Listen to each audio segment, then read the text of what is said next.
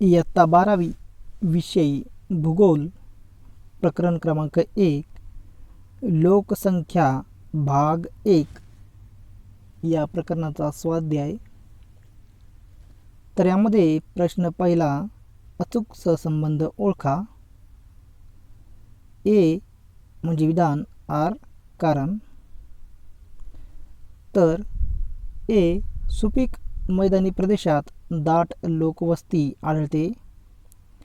R सुपीक मृदा ही शेतीसाठी उपयुक्त असते।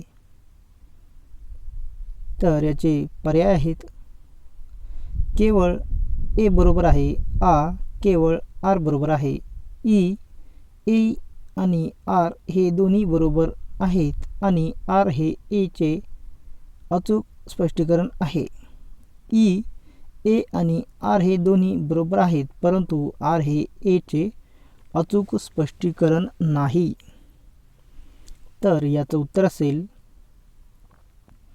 ई ए आणि आर हे दोन्ही बरोबर आहेत आणि आर हे ए चे अचूक स्पष्टीकरण आहे।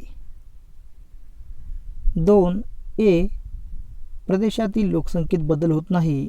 आर जन्मदर, मृत्यूदर आणि स्थलांतराचा प्रदेशातील लोकसंख्येवर परिणाम होतो। तर याचे पर्याय आहेत, अ केवळ ए बरोबर आहे, आ केवळ आर बरोबर आहे, ई ए आणि आर हे दोन्ही बरोबर आहेत आणि आर हे ए चे अचूक स्पष्टीकरण आहे। ई ए आणि आर हे दोन्ही बरोबर आहेत, परंतु आर हे ए चे अचूक स्पष्टीकरण नाही। तर याचं उत्तर आहे आ केवळ आर बरोबर आहे।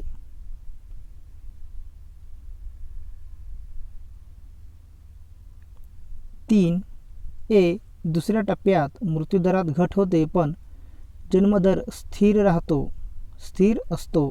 आर दुसऱ्या टप्प्यात लोकसंख्या झपाट्याने वाढते।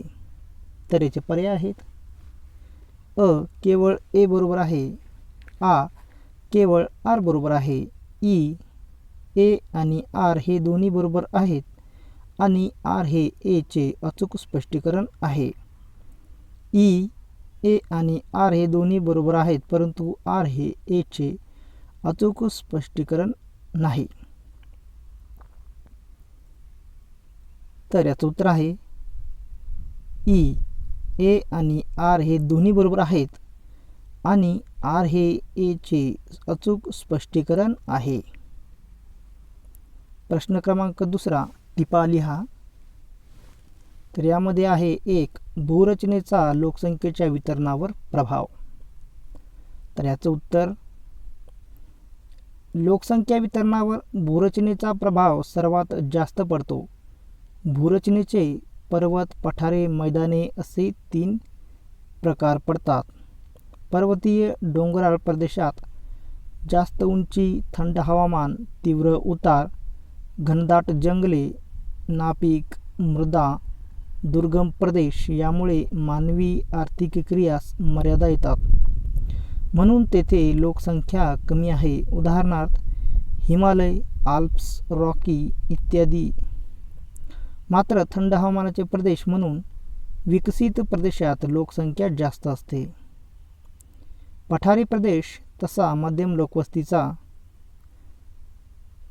जेथे खनिज साठे आहेत, उद्योगधंदे, वाहतूक सुविधांचा विकास, तेथे लोकसंख्या ही जास्त असलेली आढळते। याशिवाय किनारी प्रदेशात मासेमारी, जलवाहतूक यामुळे लोकसंख्या जास्त आढळते। जगातील मैदाने, सपाट सुपीक जलसिंचन यामुळे शेतीचा विकास, सर्वच आर्थिक क्रिया विकसित यामुळे लोकसंख्या घनदाट आढळते। जन्मदर आणि मृत्यूदरातील सहसंबंध। तर याचं उत्तर आपल्याला असं देता येईल, जन्मदर आणि मृत्यूदराच्या प्रमाणावर लोकसंख्या वाढ अवलंबून असते। जन्मदरापेक्षा मृत्यूदर जास्त असल्यास लोकसंख्या घट होईल, मृत्यूदरापेक्षा जन्मदर जास्त असल्यास लोकसंख्या वाढ होईल। दोन्ही जर समान असल्यास लोकसंख्या स्थिर राहील। अशी स्थिती अपवादात्मक आढळते. अविकसित देशात जन्मदर आणि मृत्यूदर दोन्हीही जास्त असते, तर विकसित देशात दोन्हीही कमी असते. जेथे जन्मदर व मृत्यूदर जास्त असतो तेथे आयुर्मान कमी असते. लोकसंख्या संक्रमण सिद्धांताचा तिसरा टप्पा. तर उत्तर आहे लोकसंख्या संक्रमणाचा हा तिसरा टप्पा नंतरच्या काळात विस्तारणारा टप्पा म्हणून ओळखला जातो. यामध्ये दुसऱ्या टप्प्यात कमी झालेला मृत्यूदर अजून कमी होत जातो, त्यामुळे लोकसंख्या वाढीचा दर कमी होतो, पण लोकसंख्या वाढत असते. जन्मदर हा मृत्यूदरापेक्षा अधिकच असतो. देशाची प्रगती होऊन लोकांचे उत्पन्न उदरनिर्वाहापेक्षा अधिक होते. राहणीमान उंचावते, गरिबी कमी होते, तंत्रज्ञान विस्तार व वापर वाढतो. शैक्षणिक प्रगती उंचावते, कुटुंब नियोजन महत्त्व समजून कुटुंबाचा आकार लहान होतो. जे देश विकसनशील टप्प्यातून विकसित टप्प्यात जात आहेत त्यांचा समावेश यामध्ये होतो. उदाहरणार्थ चीन. प्रश्न क्रमांक 3 भौगोलिक कारणे लिहा. यामध्ये एक आहे भारत लोकसंख्या संक्रमणाच्या तिसऱ्या टप्प्यातून जात आहे. तर कारण भारत हा विकसनशील टप्प्यातून विकसित टप्प्याकडे जात आहे. भारतात प्राथमिक आर्थिक क्रिया करणारी लोकसंख्या घटत असून अन्य व्यवसायाकडे कल वाढत आहे. जन्मदर मृत्यूदर घटत असून एकूण लोकसंख्या वाढीचा दर कमी झाला आहे. भारतीय लोकांचे दरडोई उत्पन्न वाढ होत असून गरिबीचा दर कमी झाला आहे. शैक्षणिक प्रगती, कुटुंब नियोजनाबाबत जागरूकता, आरोग्यविषयक सजगता, लिंग गुणोत्तरमधील तफावत कमी होत आहे. नागरी लोकसंख्या वाढत असून या सर्व बाबी लोकसंख्या संक्रमणाच्या तिसऱ्या टप्प्यास अनुकूल आहेत. यामुळे भारत लोकसंख्या संक्रमणाच्या तिसऱ्या टप्प्यातून जात आहे हे सिद्ध होते. 2. लोकसंख्या वितरण असमान असते. तर याचं उत्तर आहे लोकसंख्येचे वितरण असमान आहे. काही प्रदेशात लोकसंख्या अतिशय दाट तर काही प्रदेशात अतिशय विरळ आहे.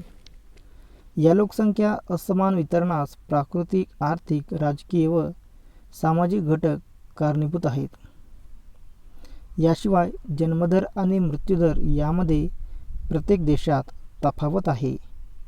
अनुकूल हवामान, खनिज संपन्न क्षेत्र, जलसिंचन, शेतीयोग्य मृदा, सांस्कृतिक पार्श्वभूमी, सामाजिक व राजकीय स्थैर्य अशा ठिकाणी लोकसंख्या अधिक दिसून येते. ज्या ठिकाणी वरील प्रतिकूल बाबी असतील तेथे विरळ लोकसंख्या आढळते. 3. वाहतुकीच्या सोयीमुळे लोकवस्तीत वाढ होते. तर याचं उत्तर आहे प्रदेशाच्या विकासात वाहतुकीस महत्त्व आहे. ज्या ठिकाणी वाहतूक मार्ग विकसित झाले आहेत अशा ठिकाणी शेती, उद्योग, व्यापार यासारख्या आर्थिक व्यवसायाचा विकास झालेला असतो. औद्योगिक केंद्रे आणि बाजारपेठ यांना जोडणारा दुवा म्हणून वाहतूक ओळखली जाते. ज्या प्रदेशात जाण्या-येण्यास सुलभता असते अशी सुलभता जेथे वाहतुकीची केंद्रे आहेत अशा ठिकाणी असते. तेथे लोकवस्ती वाढते. तेथे लोकसंख्या घनतासुद्धा जास्त असते. उदाहरणार्थ मुंबई, सिंगापूर, टोकियो, न्यूयॉर्क इत्यादी. ज्या प्रदेशात जाण्या-येण्यास कष्ट, वेळ व पैसा अधिक लागतो अथवा वाया जातो अशा प्रदेशात लोकवस्ती कमी दिसते. उदाहरणार्थ आफ्रिकन देश. समुद्रकिनारे, बंदरे ही ठिकाणे वाहतुकीस सुलभ असतात. व्यापारास चालना मिळते. म्हणून प्राचीन काळापासून अशा ठिकाणी लोकवस्ती जास्त आहे. 4. लोकसंख्या संक्रमणाच्या तिसऱ्या टप्प्यात द्वितीयक व तृतीयक व्यवसायांची वाढ होते. तर याचं उत्तर आहे लोकसंख्या संक्रमणाच्या तिसऱ्या टप्प्यातील देश हे विकसनशील टप्प्यातून विकसित टप्प्यात आलेले असतात. यामुळे त्यांच्या एकूणच सर्वच क्षेत्रात विकासाची पातळी उंचावलेली असते. लोकांची शैक्षणिक प्रगती, दरडोई उत्पन्न वाढ, राहणीमानाचा दर्जा उंचावलेला असतो. लोकांचा तंत्रज्ञानात वापर वाढतो. त्यांच्यात विकासाभिमुख दृष्टिकोन निर्माण झाल्याने परंपरागत प्राथमिक व्यवसाय करण्याऐवजी लोकसंख्या संक्रमणाच्या या तिसऱ्या टप्प्यात द्वितीयक व तृतीयक व्यवसायांची वाढ होते. 5. जन्मदर कमी असून सुद्धा लोकसंख्या वाढू शकते. तर याचं कारण आहे, जन्मदर कमी असून सुद्धा लोकसंख्या वाढू शकते कारण जन्मदर आणि मृत्यूदरात तफावत असते. म्हणजे मृत्यूदर हा जन्मदरापेक्षाही कमी असल्यास लोकसंख्या वाढू शकते. वैद्यकीय प्रगतीमुळे लोकांचे आयुर्मान वाढते, त्यामुळे जन्मदर कमी झाला तरी लोकसंख्या वाढते. एखाद्या प्रदेशात स्थलांतरित लोकसंख्या मोठ्या प्रमाणात आल्यास तेथील प्रदेशाचा मूळ जन्मदर कमी असला तरी लोकसंख्या वाढू शकते. म्हणून लोकसंख्या वाढीस फक्त जन्मदर कमी असून चालत नाही. 6. लोकसंख्या घनता ही लोकसंख्या आणि क्षेत्रफळावर अवलंबून आहे.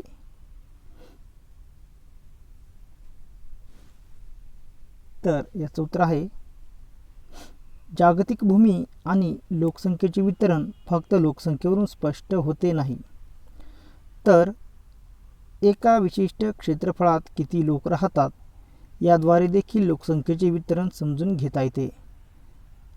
याला लोकसंख्येची घनता म्हणतात. प्रदेशाचे क्षेत्रफळ आणि प्रदेशाची एकूण लोकसंख्या यांचे गुणोत्तर म्हणजे लोकसंख्या घनता होय. लोकसंख्येच्या वरील दोन्ही व्याख्येत क्षेत्रफळाचा उल्लेख आहे. एखाद्या प्रदेशाची लोकसंख्या काढताना त्या प्रदेशाचे क्षेत्रफळ विचारात घेतले जाते. जर लोकसंख्या अधिक असेल व क्षेत्रफळसुद्धा अधिक असेल तर लोकसंख्या कमीच येते. चीनची लोकसंख्या भारतापेक्षा जास्त आहे, मात्र चीनची लोकसंख्या घनता भारतापेक्षा कमी आढळते. म्हणजे लोकसंख्या घनता ही एकूण लोकसंख्या व प्रदेशाचे क्षेत्रफळ याच्यावर अवलंबून दिसते. प्रश्न क्रमांक 4, सविस्तर उत्तरे लिहा.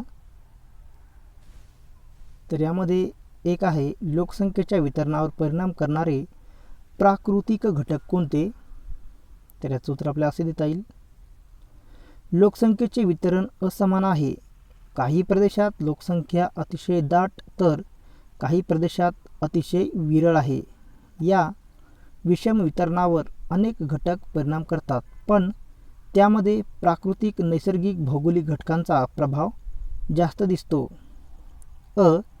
प्राकृतिक रचना, लोकसंख्या वितरणावर भूरचनेचा प्रभाव सर्वात जास्त पडतो. भूरचनेचे पर्वत, पठारे, मैदाने असे 3 प्रकार पडतात.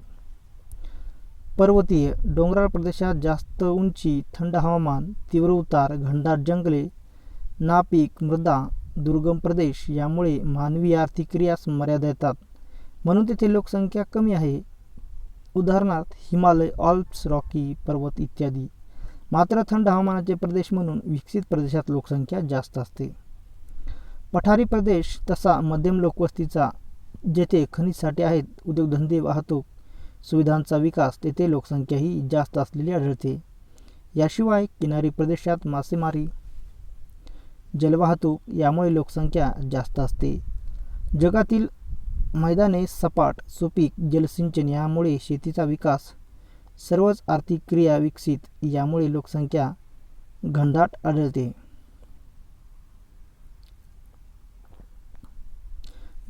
हवामान, हवामानाचा देखील प्रत्यक्ष व अप्रत्यक्षपणे मानवी जीवनावर परिणाम होतो. सर्वसाधारण ज्या प्रदेशात मानवी जीवनाला सौम्य, मौसमी, भूमध्य, सामुद्रिक व पश्चिम युरोपीय हवामानाच्या प्रदेशात जास्त लोकसंख्या आहे. जगातील उपोष्ण व समशीतोष्ण कटिबंधीय प्रदेशातील हवामान मानवाला अनुकूल असल्याने तेथे जास्त लोकसंख्या राहते. याउलट अतिथंड, अतिउष्ण व अति कोरडे हवामान असणाऱ्या प्रतिकूल हवामानाच्या प्रदेशात लोकसंख्या विरळ आढळते. उदाहरणार्थ ध्रुवीय प्रदेश, उष्ण वाळवंटी प्रदेश, विषुववृत्तीय प्रदेश, उंच पर्वतीय प्रदेश या ठिकाणी लोकसंख्या विरळ आढळते. पाण्याची उपलब्धता, ज्या प्रदेशात पाणी पुरवठा सहजासहजी व मुबलक प्रमाणात होतो अशा प्रदेशात मानव वस्ती करतो, कारण तेथे शेती उद्योग यांचा विकास होतो व त्या ठिकाणी लोकसंख्येचे केंद्रीकरण होते. उदाहरणार्थ नदी खोरे, मैदानी प्रदेश, किनारे, त्रिभुज प्रदेशात केवळ जलसिंचनाच्या सुविधामुळे लोकसंख्या केंद्रित झाली आहे. याउलट उष्ण वाळवंटी भागात पाण्याचे दुर्भिक्ष आहे, तेथे लोकसंख्या घनता कमी आहे. मृदा. सुपीक गाळाची मृदा शेती, उद्योग विकास, लोकसंख्या जास्त आढळते अशा ठिकाणी. उदाहरणार्थ मिसिसिपी, गंगा, इरावती, यांगत्से इत्यादी. याशिवाय ज्वालामुखीय सुपीक मृदा प्रदेशात लोकसंख्या ही जास्त आढळते.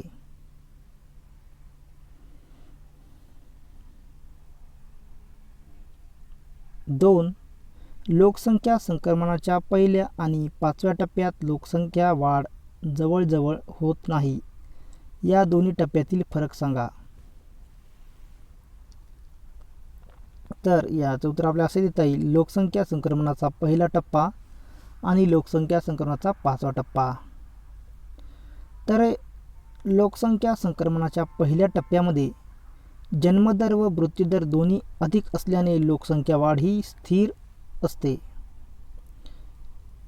तर लोकसंख्या संक्रमणाच्या 5व्या टप्प्यामध्ये जन्मदर व मृत्यूदर समान असल्याने लोकसंख्या वाढ अत्यल्प होते. तर काही देशात जन्मदर कमी असल्याने लोकसंख्या घट होते. आर्थिक स्थिती मागास अविकसित. संक्रमणाच्या पहिल्या टप्प्यामध्ये आर्थिक स्थिती ही मागास असते आणि लोकसंख्येत अविकसितपणा असतो. तर लोकसंख्या संक्रमणाच्या 5व्या टप्प्यामध्ये आर्थिक स्थिती ही प्रगत होते आणि विकसित झालेली असते. जन्मदर जास्त असल्याने बालकांची संख्या जास्त, मृत्यूदर जास्त, वृद्धांची संख्या कमी होते.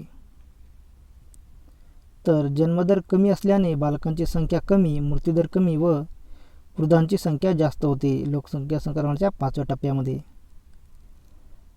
तर लोकसंख्या संक्रमणाच्या पहिल्या टप्प्यामध्ये प्राथमिक व्यावसायिकांची संख्या ही अधिक असते.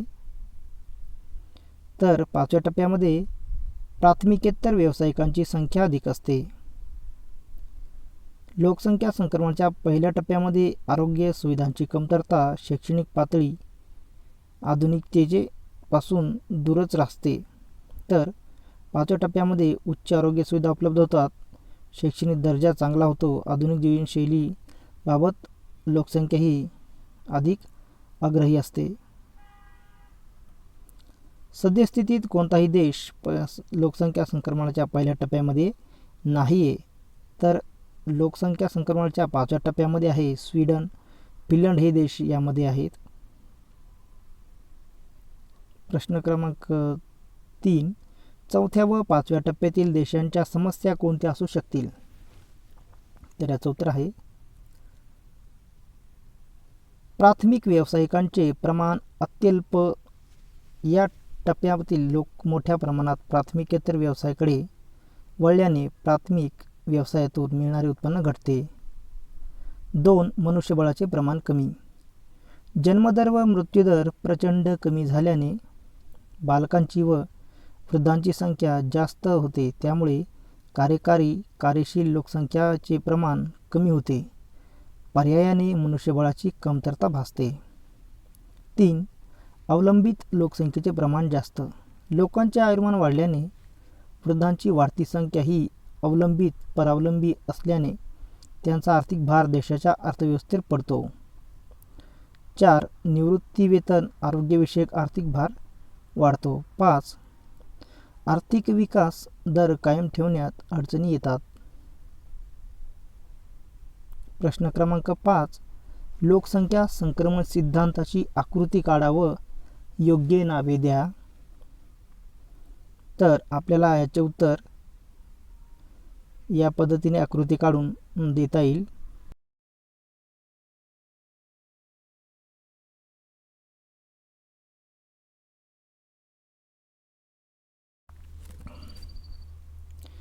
प्रश्न क्रमांक 6. जगाच्या नकाशा आराखड्यात खालील बाबी दाखवा व सूची काढा. ऑस्ट्रेलिया जास्त लोकसंख्येचा प्रदेश. भारतातील कमी लोकसंख्येचा प्रदेश. लोकसंख्या संक्रमण अवस्थेतील 5व्या टप्प्यातील कोणतेही 2 देश. लोकसंख्या संक्रमण अवस्थेतील 2ऱ्या टप्प्यातील 2 देश. तर याचे उत्तर आपल्याला या पद्धतीने देता येईल. ऑस्ट्रेलिया जास्त लोकसंख्येचा प्रदेश जो दाखवलेला आहे नकाशामध्ये निळ्या रंगामध्ये. भारतातील कमी लोकसंख्येचा प्रदेश पण दाखवलेला आहे. लोकसंख्या संक्रमण अवस्थेतील 5व्या टप्प्यातील 2 देश जे आहेत फिनलंड व स्वीडन हे पण नकाशा आराखड्यात आपण दाखवलेले आहेत. त्याचप्रमाणे आहे लोकसंख्या संक्रमण अवस्थेतील 2ऱ्या टप्प्यातील 2 देश ते आहेत कांगो व नायजर. तर या पद्धतीने आपल्याला याचे उत्तर देता येईल.